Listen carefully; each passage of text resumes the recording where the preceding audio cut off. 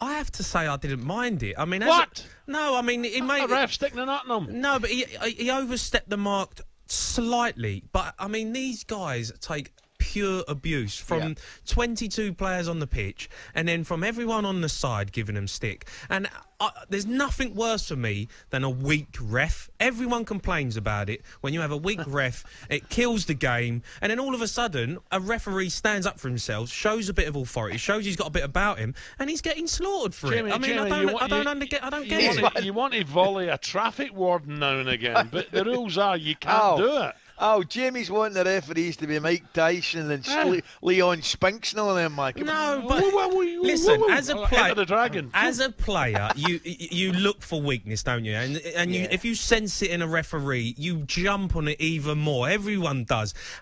There's nothing worse when you're trying to talk to a ref and he's running away from you, and you're like, this is, they lose control of the game. I actually didn't mind it. As a player, I would have respected it. I would have gone a little bit OTT, mate, but I respect it because he stamped his authority straight away, and everyone quickly shut up and got on with the game. But what about the penalty? Just forget that because the ref comes up and sticks his nut on you. The ref, if he makes a decision, whether it's right or wrong.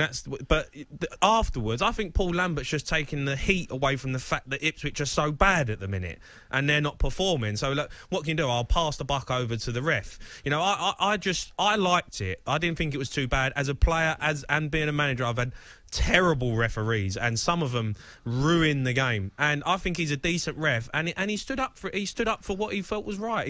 He wanted to stamp for it. He overstepped it a touch. But if Conor McGregor fancies a wee bit of referee knowledge. Come on. I mean, come on. You want? I mean, how many blokes play football and play the game and go, "Oh, the ref's weak. Get on him. Get on the ref. He's weak. We'll get something out of him." The guy stands up for himself, shows a bit of authority. Beware Luigi Collina literally used to headbutt people and push them, and he got voted the best ref of all time, all the time. So I'm not sure he quite did that, but he did. He did. I put a video up of it yesterday. He done it every week, and now all of a sudden there's a big uproar about it. I think it's ridiculous. Oh dear.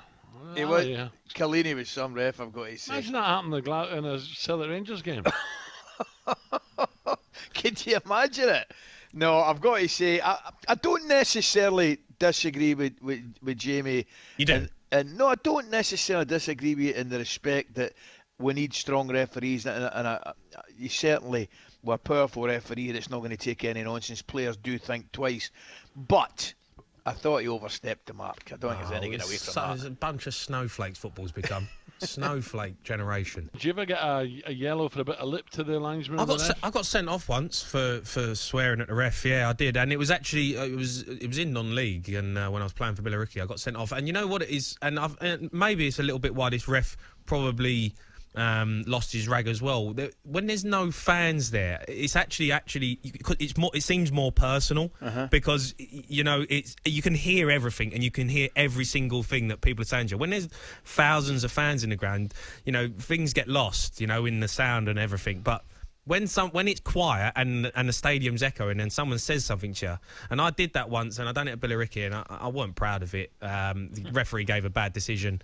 I told him, what I thought he was, and he gave me a straight red. And afterwards, I was ashamed of it, and I thought, you know what, you've got to respect these guys. You're right. You have to respect these guys, and that man deserves respect. I think he's done 2 tours in Afghanistan. Give the man some respect. We understand. Listen, we understand what footballers are like, right? Now, especially nowadays, rolling over, conning the fans, the refs, and stuff like that.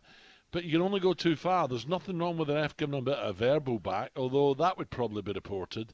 But I just, when it comes to physical, you can't. Simple as that. No, I mean, he didn't chin him. I mean, he got in his face. I've never seen that before. But he overstepped it to just a touch. But I have to say, I would have respected it as a player. I would have respected it as a manager.